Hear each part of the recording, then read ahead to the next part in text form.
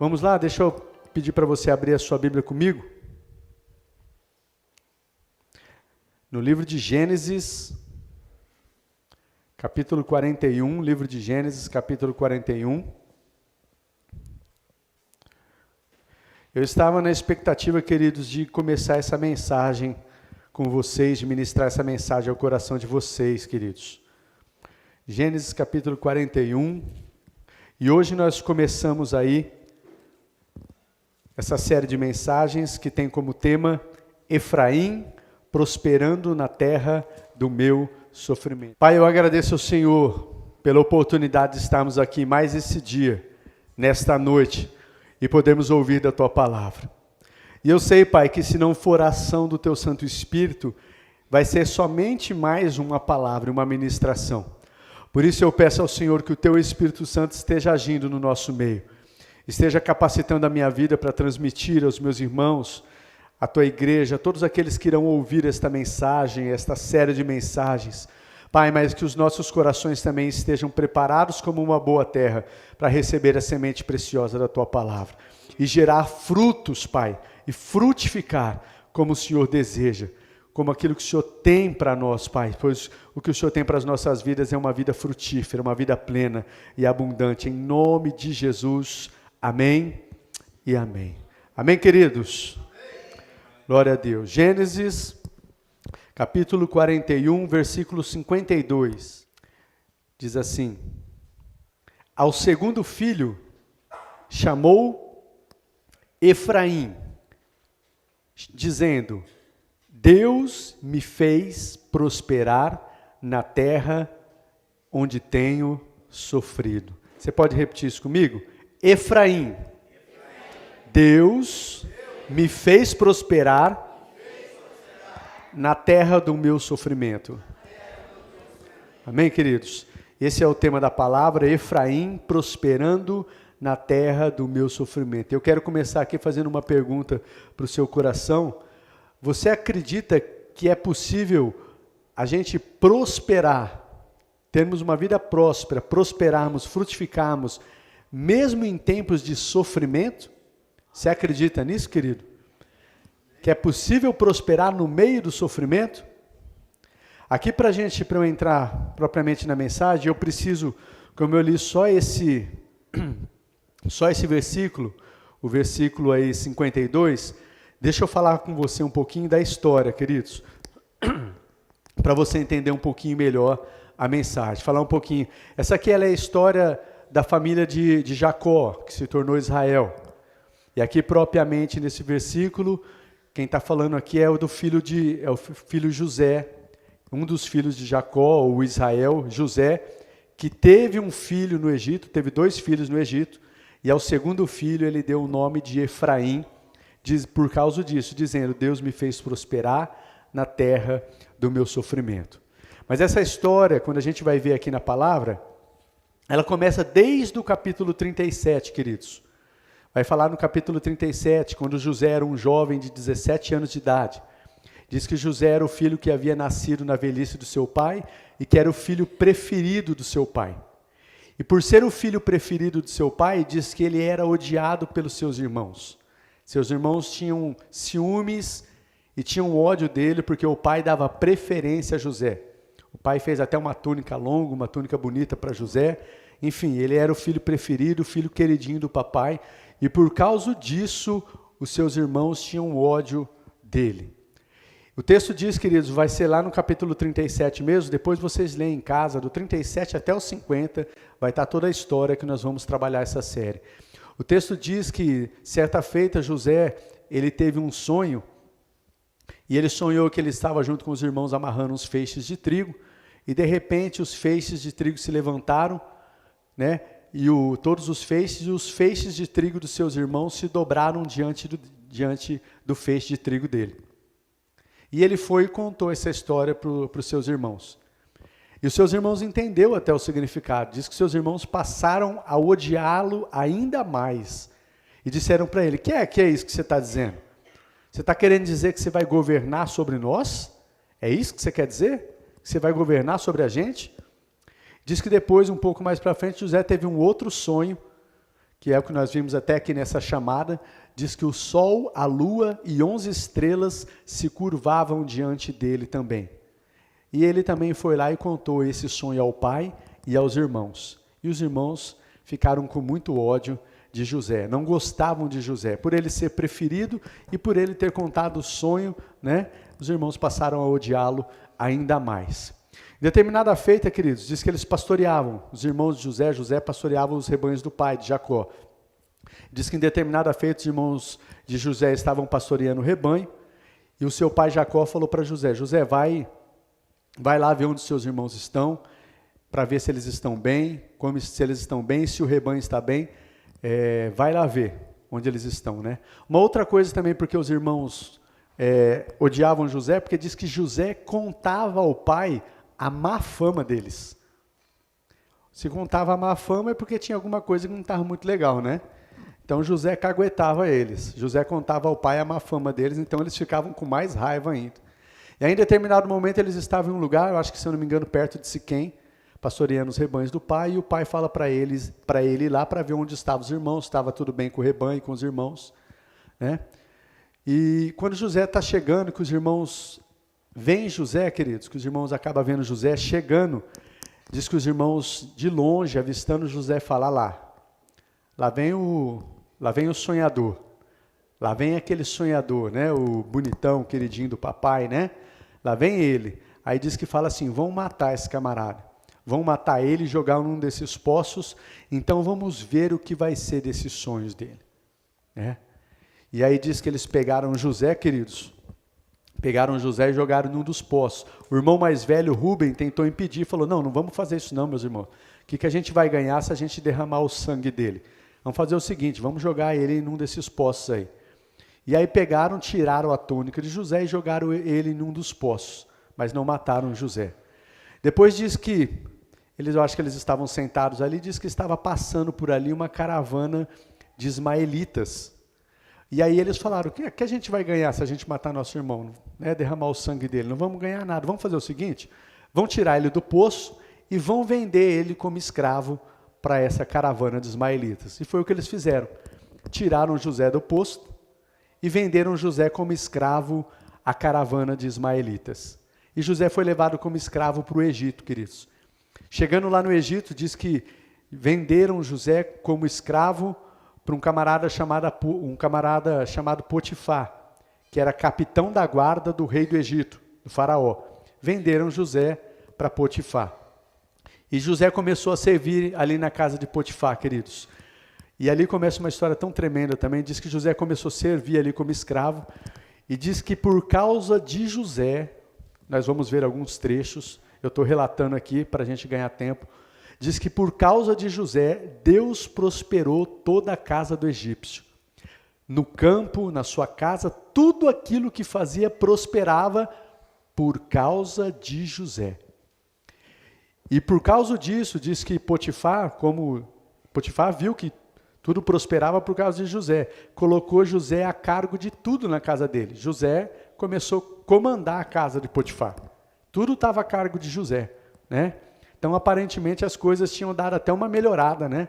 Apesar dele ter sido odiado pelos irmãos, odiado, invejado, vendido como escravo, tentaram matá-lo, vendeu como escravo, né? Ali, numa terra estrangeira, estava como escravo, mas ali na casa de Potifar, ele servindo ali, as coisas começaram a prosperar.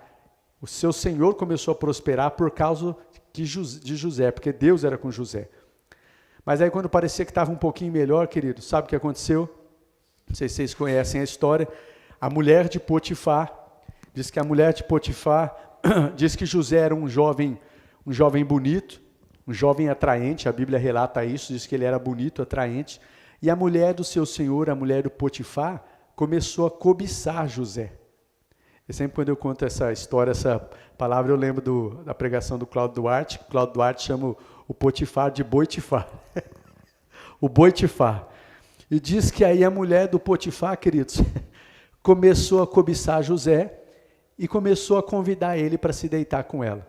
Dia após dia, se deita comigo, se deita comigo, se deita. Mas José se negava, queridos.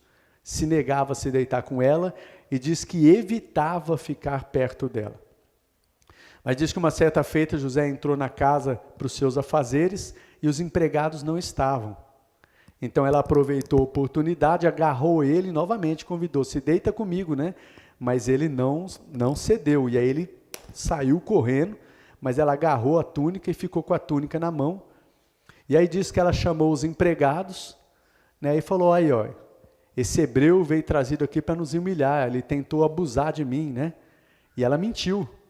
Falou que tentou abusar dele, que tentou humilhar, e aí quando o marido dela chegou, o capitão da guarda, repetiu a mesma história para ele, né? O que aconteceu? Diz que esse capitão da guarda pegou e mandou lançar José na prisão do rei, na prisão de Faraó, né? E aí lá vai José, onde parecia que estava melhor, lá vai José para a prisão, queridos, injustamente, porque essa mulher caluniou, e aí ele vai para a prisão. E aí ali José ficou depressivo, morreu e acabou a sua vida. Amém, queridos? Foi assim a história de José? O que aconteceu aí? Me ajude aí a contar a história. E ali na prisão, queridos, é algo tão tremendo que diz que na prisão, fala que José achou graça aos olhos de Deus, e Deus fez com que o carcereiro da prisão achasse graça em José, e colocou José ao comando de toda ali a prisão. José ficou no comando da prisão. José que comandava a prisão, queridos. Então ali diz que José também, Deus era com José, e José comandava a prisão. Amém? E uma certa feita diz que 2 oficiais do rei do Egito, 2 oficiais do faraó, um era o copeiro, o outro era o padeiro, diz que eles fizeram uma ofensa ao seu senhor, e eles foram parar na mesma prisão que José. Foram na mesma prisão que José comandava. E um dia, queridos, diz que José ali na prisão ali, né? José ali caminhando ali na prisão, tomava conta, diz que viu os dois com o semblante abatido e perguntou para eles, que vocês têm, né? Eu estou vendo que vocês estão com o semblante abatido, o que está acontecendo? E aí os dois falaram para ele que tiveram um sonho. Os dois tiveram um sonho. Não dá tempo de eu relatar o sonho aqui, mas José falou, então me conta o sonho. Né? Me conta o sonho. Não é de Deus as interpretações? Conta o sonho para mim. E diz que eles contaram. O copeiro e o padeiro contou o sonho para eles. E José interpretou o sonho. E o sonho significava, queridos, e aconteceu como José interpretou mesmo, que dentro de 3 dias o copeiro seria restituído à sua posição, iria servir a Faraó novamente, e dentro de 3 dias também o padeiro iria ser apresentado à presença de Faraó, mas seria enforcado, decapitado. Era a interpretação dos sonhos. E Jacó interpretou. Jacó não. José interpretou o sonho dos dois. E foi o que aconteceu mesmo. Dentro de 3 dias o copeiro foi restituído e passou a servir Faraó novamente. E o padeiro foi enforcado. Mas antes disso, José tinha falado para o copeiro. Ele interpretou o sonho do copeiro e falou assim, ô camarada, mas quando você estiver lá na presença de Faraó, se lembra de mim. Se lembra de mim, porque eu vim da terra dos hebreus para cá, né? E aqui também eu não fiz nada que mereça estar aqui nessa cadeia. Então, quando você for diante do Faraó, lembre-se de mim. O que aconteceu? O copeiro se esqueceu de José também. Foi esquecido. Mesmo depois de José ter abençoado ele ali, o copeiro se esqueceu. Amém? Durante 2 anos, o copeiro se esqueceu de José. 2 anos. Mas passado 2 anos, queridos, isso é tão tremendo, quando a gente vai lendo assim, a gente vai ver o mover de Deus. E aí eu lembro daquele texto de Romanos que diz que todas as coisas cooperam para o bem daqueles que amam a Deus. Deus move circunstâncias, situações. Diz que depois de 2 anos, Deus fez com que Faraó tivesse um sonho. E Faraó teve um sonho, sonhou lá que 7 vacas gordas, 7 vacas magras, né? Também não vou relatar o sonho aqui, senão a gente vai se estender. E aí Faraó ficou perturbado com aquele sonho, mandou chamar os magos do Egito, os sábios, para que interpretasse o sonho, e ninguém interpretava. Aí o copeiro falou, puxa, agora eu me lembro. Tinha um camarada lá na prisão que interpretou os meus sonhos. E aí ele chega para Faraó e falou, Faraó, eu me lembro, agora eu lembro das minhas faltas. Né? Quando eu estava lá na prisão, que nós Eu estava na prisão, fui enviado na prisão. Teve um homem lá que interpretou o meu sonho, interpretou o sonho do padeiro, e assim como ele interpretou, aconteceu dessa maneira mesmo, Faraó. Aí ele pegou e falou para Faraó, e Faraó falou, manda trazer então esse cara. Manda trazer esse camarada aqui. Diz que foram lá, trocaram José, barbearam, né, e levaram José para a presença de Faraó. E aí Faraó falou, eu fiquei sabendo que você é capaz de interpretar sonhos. Ele falou, não, eu não tenho essa capacidade. Mas Deus tem. E Deus vai dar ao Faraó uma resposta favorável. E aí ele interpreta o sonho de Faraó, que significava, queridos, que o Egito iria passar por uma grande fome. As 7 vacas magras era uma grande fome. Aliás, antes o Egito iria passar por 7 anos de grande bonança, que eram 7 vacas gordas e 7 espigas graúdas que ele viu no sonho. O Egito iria passar por um período de tanta bonança, né, durante 7 anos.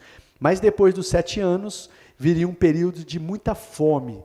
As 7 vacas magras e as 7 espigas ressequidas seriam 7 anos de muita fome. Tanta fome que os anos de bonança seria até esquecido.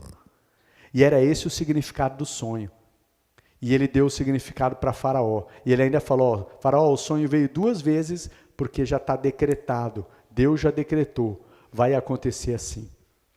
E aí ainda ele pega e ele dá um conselho para Faraó. Ele falou, faz o seguinte, Faraó. Encontre um homem sábio, criterioso, que possa colocar no governo sobre todo o Egito.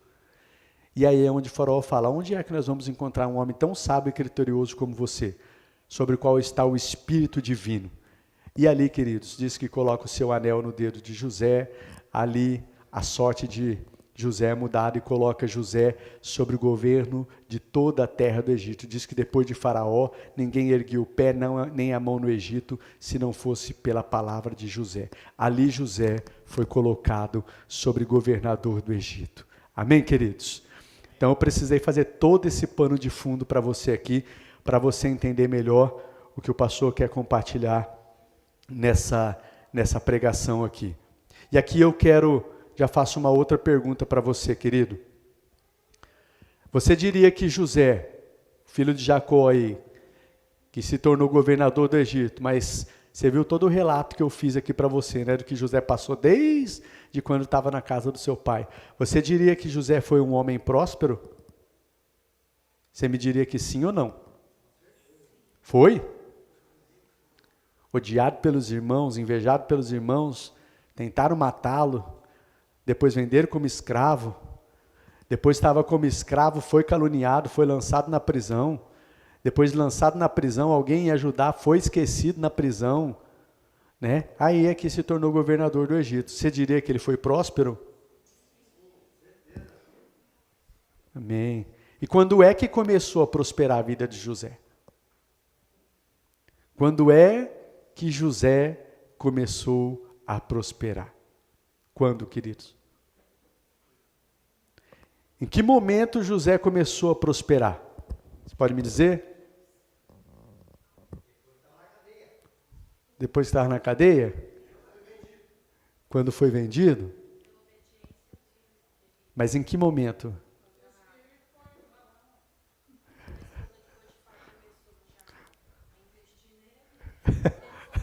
A investir nele é boa, mano.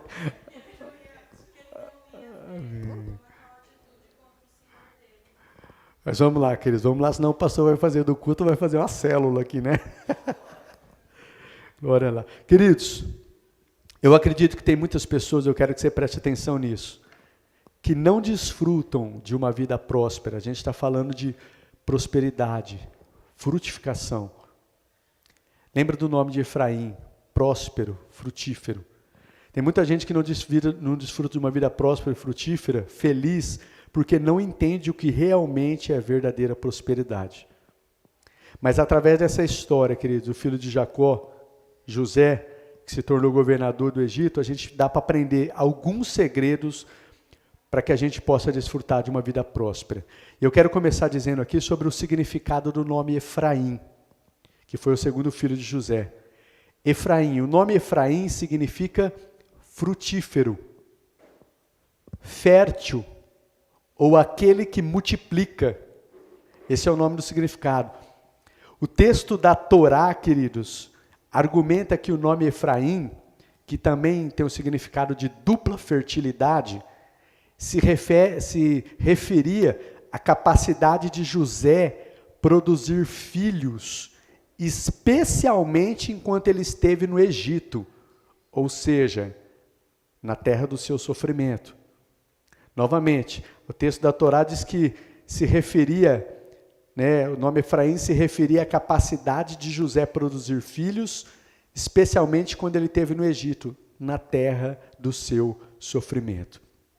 Aí no texto de Gênesis 1, 41, 52 que a gente leu, a gente vê José dando o nome do seu segundo filho de Efraim, que significa o quê? Deus me fez prosperar na terra do meu sofrimento. O primeiro filho que ele teve foi Manassés. Manassés significa assim, Deus me fez esquecer todo o meu sofrimento e a casa do meu pai. Agora Efraim é Deus me fez prosperar na terra do meu sofrimento. Sendo assim, queridos, como é que eu posso ser próspero? Como eu posso ser próspero em meio a tempos de sofrimento? Como? Gênesis, e aqui vai projetando para mim, me acompanhando, por favor. Gênesis 37, do 6 ao 8. Gênesis 37, do 6 ao 8, diz assim: ouçam o sonho que tive, disse-lhes. Estávamos amarrando os feixes de trigo no campo, quando o meu feixe se levantou e ficou em pé, e os seus feixes se ajuntaram ao redor do meu e se curvaram diante dele. Seus irmãos lhe disseram: então você vai reinar sobre nós? Quer dizer que você vai governar, nos governar? E o odiaram ainda mais por causa do sonho que tinha dito. Primeira coisa, queridos, para que a gente seja próspero, mesmo em tempos de sofrimento, na terra do nosso sofrimento, não deixe de sonhar. Não deixe de sonhar, queridos. Os sonhos, eles nos dão propósito de vida. Os sonhos, queridos, mesmo em tempos difíceis, mesmo em tempos de sofrimento, ele é aquilo que nos dá propósito para que a gente levante todos os dias, coloque o pé direito e o pé esquerdo no chão e fala: eu tenho um sonho, está difícil, está apertado, está doendo, mas eu tenho um sonho. Então, queridos, prosperar, nós começamos a prosperar quando a gente sonha, queridos. E não importa que você esteja sendo odiado, não importa que você esteja sendo invejado, não importa que você tenha sido esquecido, mas você não pode deixar de sonhar, porque quem não sonha, quem não tem propósito, quem não tem alvo nenhum para alcançar, queridos, que vida é essa? Isso não é prosperidade.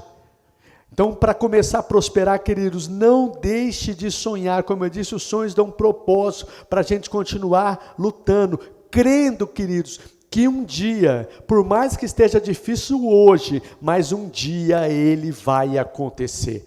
Um dia esse sonho vai se cumprir.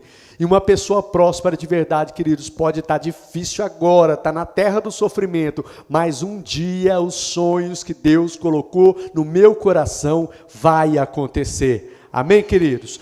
A gente precisa ter o entendimento que os nossos sonhos podem muitas vezes incomodar pessoas, pode atrair o ódio de pessoas sobre as nossas vidas, assim como aconteceu com os irmãos de José. Eu acredito até que José inocentemente contou os sonhos para os irmãos já não gostavam dele, ele vai lá e conta esse sonho para os irmãos passou a odiar ainda mais. Mas às vezes, queridos, o sonho, quando você conta o sonho para as pessoas, às vezes você agora, nossa, eu tenho um sonho, Deus mostrou para mim que eu vou fazer assim, vai acontecer assim na minha vida, assim assado, e eu vou chegar lá. E às vezes esses sonhos podem atrair inveja, pode atrair ciúmes, pode atrair ódio, pode atrair, queridos, pode atrair de pessoas sobre as nossas vidas. Principalmente, queridos, principalmente de pessoas que estão frustradas. Pessoas que tinham sonhos e permitiram que os seus sonhos, que matassem seus sonhos, Elas estão frustradas, elas estão desesperançadas, elas não acreditam mais. Então, quando você vai falar de sonho para elas, elas também não gostam. Pessoas que não se sentem amadas, né? Pessoas que não chegaram lá e não quer que você chegue também. Então, cuidado com quem você compartilha os seus sonhos. Cuidado para quem você conta os seus sonhos. Porque às vezes essas pessoas, elas podem ser usadas pelo inimigo das nossas almas, como foi usado os irmãos de José, para te colocar um balde de água fria em você, para te desanimar, para te puxar para baixo, para dizer, é difícil, assim não dá, você não está vendo o tempo, você não está vendo a circunstância, não é tempo de fazer, não é tempo de investir, não é tempo de plantar, não é tempo de montar nada, não é tempo de abrir um negócio, não está vendo como é que está o governo, tudo está dizendo que não, mas se Deus te deu um sonho, não deixe, né, que na verdade não são as pessoas, não deixe Satanás, queridos, roubar o sonho que Deus colocou no seu coração. Gênesis 37, 19 e 20, coloca aí. Cadê a pessoa que está me ajudando aí? Gênesis 37, 19 e 20, diz assim, os irmãos de José dizendo, lá vem aquele sonhador, diziam uns aos outros, é agora, vamos matá-lo e jogá-lo num destes poços, e diremos que um animal selvagem o devorou. Veremos então o que vai ser dos seus sonhos. Olha a fala, queridos, é agora. Vamos matar ele, vamos jogar ele num desses poços, vamos ver o que vai ser do sonho dele. Não precisa nem ser muito espiritual para saber que isso aqui é o diabo, né? Não foi propriamente os irmãos de José. Claro que foram eles que falaram, mas aqui dá para ver nitidamente, parece que o diabo falando com ira, vou matar ele, esse sonho não vai acontecer, né? E eu quero dizer para você a mesma coisa, queridos, o diabo quer matar seus sonhos, o diabo não quer que você sonhe, o diabo quer que você vá levando uma vida com a barriga, o diabo quer que você seja uma pessoa infrutífera. Lembra do significado de Efraim?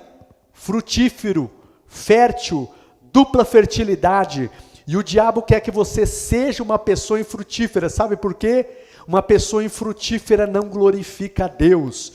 Aliás, como diz em Evangelho de João, capítulo 15, verso 8, diz, o meu Pai é glorificado pelo fato de vocês darem muitos frutos. Então a gente glorifica a Deus quando nós levamos uma vida frutífera, uma vida fértil, uma vida próspera em todos os sentidos. Isso glorifica a Deus. Agora quem não quer isso é o diabo. O diabo, ele está olhando e falando, vou matar esse camarada, vamos ver o que vai ser dos sonhos dele. O diabo quer matar os seus sonhos, e se você não sonha, querido, você não é uma pessoa próspera. Se você não tem sonhos, não tem objetivos, não tem projetos, não tem propósitos, você já não está prosperando hoje. Prosperidade não diz respeito a ter dinheiro somente, não diz respeito, prosperidade, queridos, você precisa ter um propósito, você precisa ter algo que Deus colocou no seu coração, para que se realize, para que o nome de Deus seja glorificado, exaltado. Então, se você não tem sonhos, se você simplesmente acorda, por que você está fazendo? Tem que trabalhar, né? Tem que comer, tem que beber, tem que vestir, estamos levando a vida, né? Vamos levando a vida. Essa vida, queridos, não é uma vida infrutífera, me perdoem dizer isso, é um estilo de vida miserável, e não é isso que Deus tem para mim e para você. Deus quer que nós tenhamos sonhos, que você sonhe, e tem sonhos que foi o próprio Deus que colocou no seu coração, assim como esse sonho que foi Deus que colocou, não veio de José, esse sonho foi Deus que colocou no coração de José, e nós vamos ver no término de toda essa história, o porquê que Deus fez isso. Não vai ser hoje, tem outras ministrações que nós vamos falar sobre isso, mas eu quero dizer para você, queridos, não deixe de sonhar, não deixe de sonhar, não permita que Satanás mate os seus sonhos, cuidado com isso. E saiba que Satanás, ele usa da vida de pessoas distantes, infelizmente, às vezes até próximas, às vezes até dentro da sua casa, às vezes pode ser até o seu marido, sua esposa, seus filhos, seus pais. Pode ser que o inimigo use a boca dele para dizer algo para você que vai ser um balde de água fria no seu sonho. Mas não permita isso. E não vai lutar contra ele. Porque a nossa luta não é contra carne e sangue, como dizem Efésios. A nossa luta é contra Satanás e seus demônios, contra principados e potestades. Né? Nossa luta não é contra as pessoas. O diabo às vezes usa as pessoas para nos desanimar, mas a nossa luta não é contra essas pessoas. Então tenha discernimento disso, mas não permita que essas palavras, essas situações venham roubar, matar os sonhos que Deus colocou no seu coração. Amém, queridos? Nunca deixe de sonhar. Esse é o começo, queridos. Para prosperarmos em tempos de sofrimento, a gente precisa sonhar. A gente precisa ter sonhos. Em segundo lugar, Gênesis 39, do 6 ao 10. 39, do versículo 6 ao versículo 10.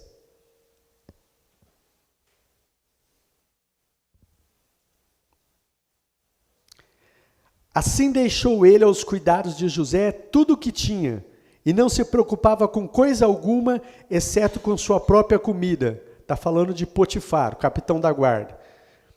José era atraente e de boa aparência. E depois de certo tempo, a mulher do seu senhor começou a cobiçá-lo e o convidou: venha, deite-se comigo. Mas ele se recusou e lhe disse: meu senhor não se preocupa com coisa alguma de sua casa, e tudo que tem deixou aos meus cuidados. Ninguém desta casa está acima de mim. Ele nada me negou, a não ser a senhora, porque é a mulher dele. Como poderia eu, então, cometer algo tão perverso e pecar contra Deus? Assim, embora ela insistisse com José dia após dia, ele se recusava a deitar-se com ela e evitava ficar perto dela. Em segundo lugar, queridos, para prosperarmos na terra do nosso sofrimento, tema a Deus. Tema a Deus em qualquer circunstância. Sempre que eu medito nessa história, olha que eu já li tantas e tantas vezes o livro de Gênesis e essa história enche o meu coração, queridos, quando eu passo nessa parte, nesse relato da história de José, né? Queridos, olha só a postura desse homem.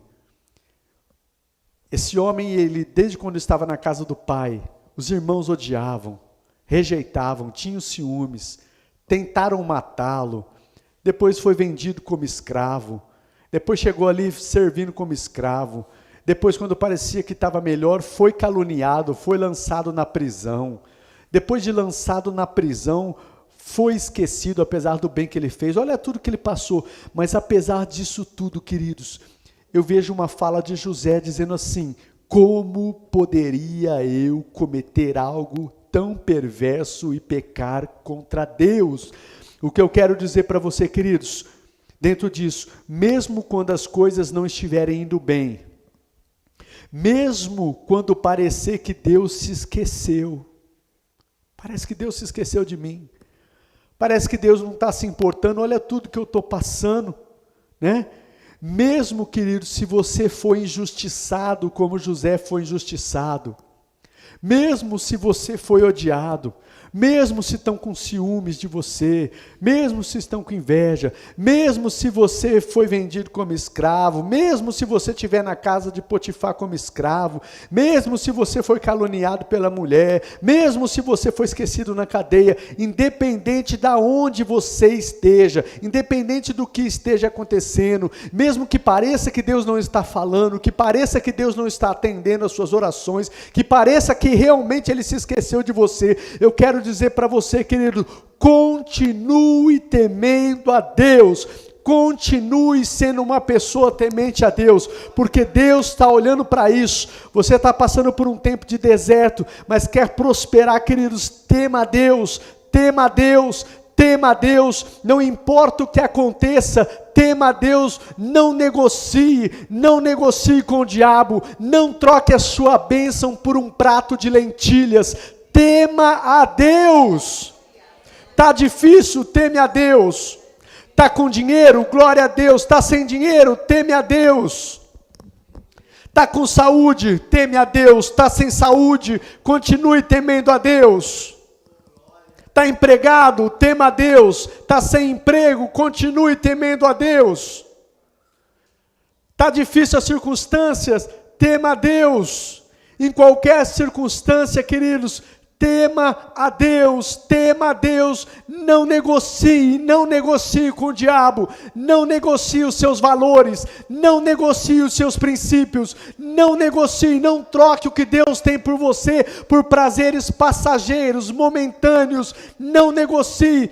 Querido José, eu fico admirado com essa passagem, preste atenção, a gente lê a história assim, mas preste atenção, José tinha de tudo para ceder a esse momento.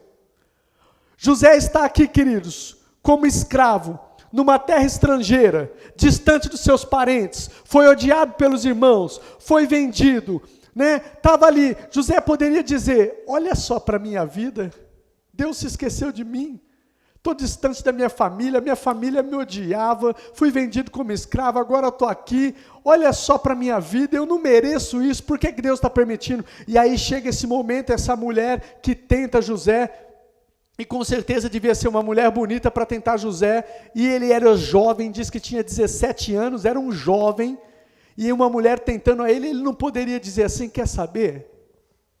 Já está tudo perdido mesmo, já estou, perdão da palavra, já estou desgraçado, minha vida não está dando nada certo, eu vou aproveitar. Estou aqui no governo da casa, eu vou aproveitar e vou me deitar com essa mulher mesmo, vou aproveitar. Você acha que José de repente não tinha desejo de se deitar com a mulher? Você acha que a mulher não tentava José? José diz que corria, evitava ficar perto dela. E ele poderia ter feito isso, querido, se ele tivesse uma mentalidade, quer saber, já está dando tudo ruim.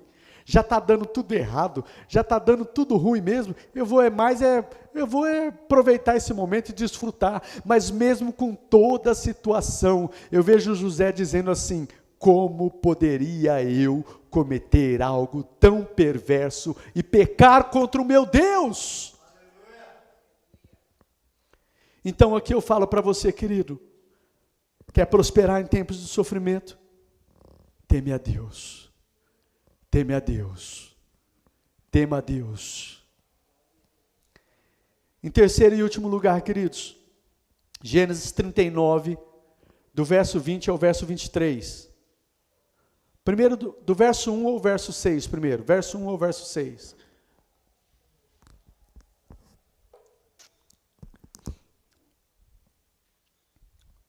José havia sido levado para o Egito, onde o egípcio Potifar, oficial do faraó, capitão da guarda, comprou dos ismaelitas, que o tinham levado para lá.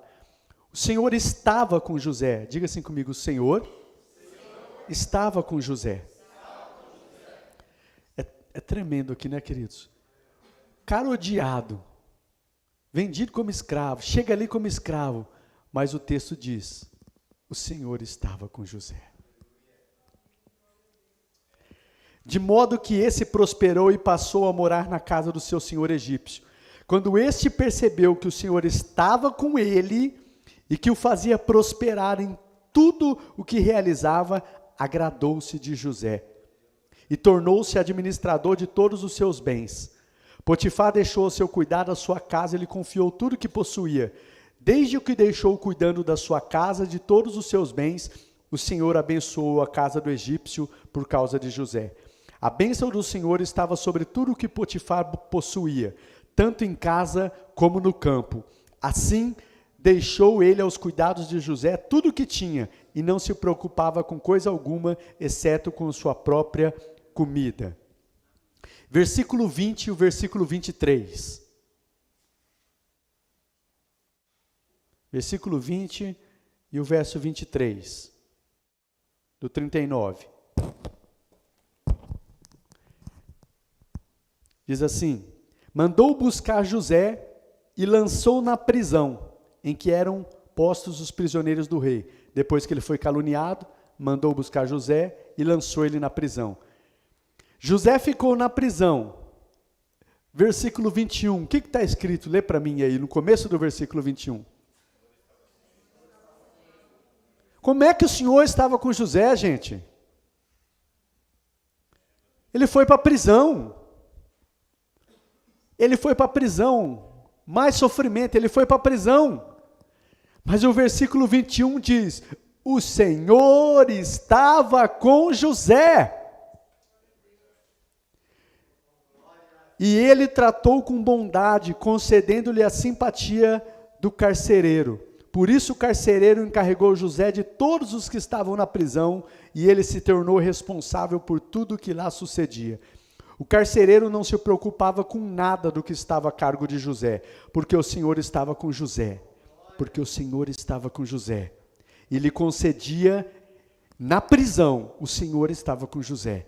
Ele concedia bom êxito em tudo o que realizava.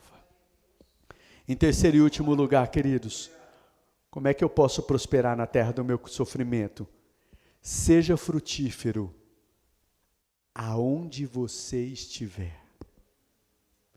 Aonde você for colocado, queridos, a gente não deve esperar a realização dos nossos sonhos, queridos, para que a gente venha se alegrar e dar fruto.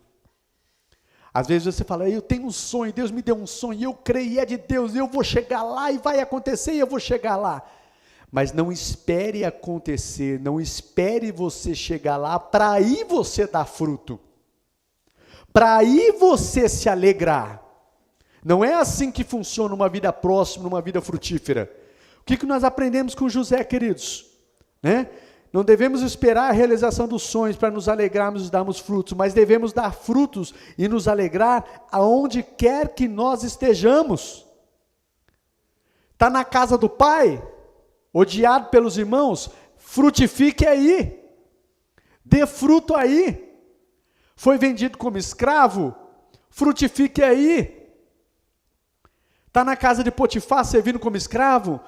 Ele não esperou, José não esperou chegar no governo do Egito para aí se alegrar, queridos, e ser frutífero, mas não, diz que José quando foi para a casa de Potifar, diz que ali tudo que ele colocava a mão prosperava, tudo no campo, na casa, tudo prosperava, e diz que por causa de José, tudo que ele fazia prosperava. Por causa de José, porque Deus estava com José. Então não espere chegar lá, frutifique, mesmo quando você está escravo na casa de Potifar, dê fruto aí, frutifique aí, mesmo num lugar de repente onde você, puxa, eu não queria estar aqui como escravo, mas está aí agora, dá fruto aí. Você não queria estar nesse lugar, não é o lugar que você queria estar agora, mas é esse lugar que você está, dê fruto nesse lugar agora, querido. Deus chamou para frutificar em todos os lugares, não é frutificar só quando você chegar lá como governador do Egito, não. É na casa do Potifar, é na prisão você também frutificar, em todos os lugares. Amém, queridos? Como eu disse, seja como escravo na casa do Potifar, seja como prisioneiro na prisão do rei, aonde quer que estejamos, por mais difícil que seja,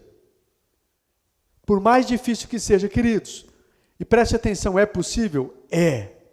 E eu não digo só de ler a Bíblia e de teoria, eu posso dizer para vocês de diversas vezes que eu passei, experimentei, me posicionei na minha vida e vivi. É difícil? É. É impossível? Não. Você pode dar fruto, você pode ser frutífero e se alegrar, mesmo em tempos difíceis, mesmo na terra do seu sofrimento, você pode ser extremamente frutífero, como José fez, como José foi.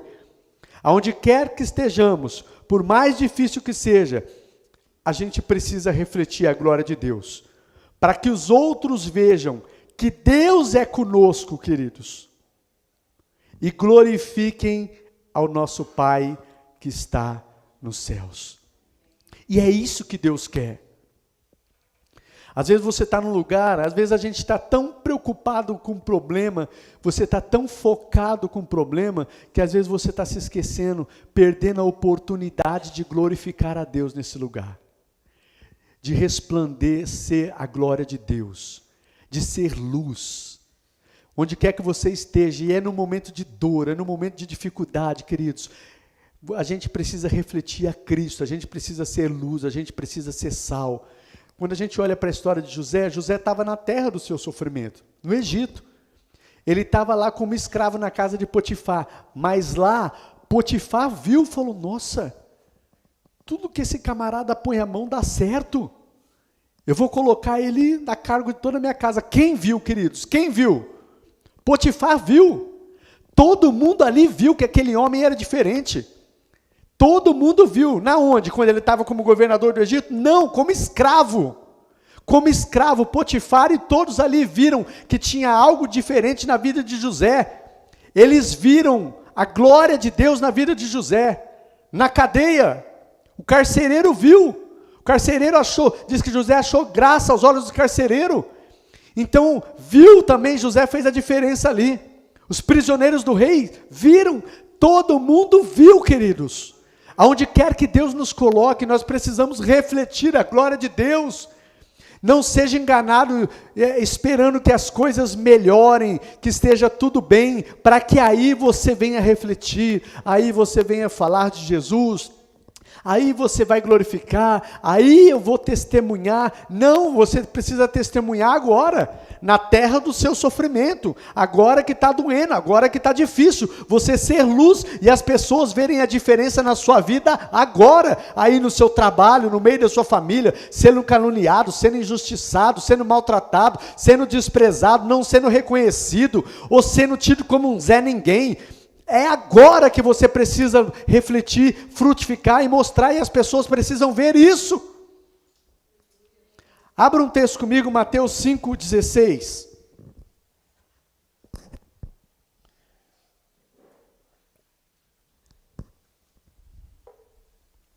Mateus 5,16 diz assim: assim, brilhe a luz de vocês diante dos homens, para que vejam as suas boas obras e glorifiquem o Pai de vocês que está nos céus. Assim, queridos, brilhe a luz de vocês, agora.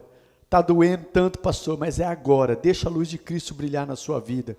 Deixa a glória de Deus ser refletida através da sua vida agora, nesse momento de dor. Não espere estar tudo certo, é agora. Não espere você chegar lá no governo, não espere o sonho acontecer, se concretizar agora.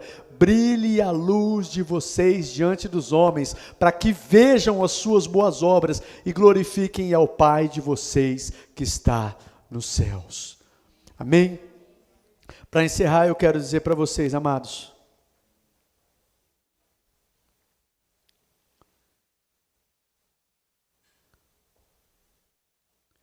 o verdadeiro segredo de uma vida próspera e feliz é termos a presença de Deus conosco.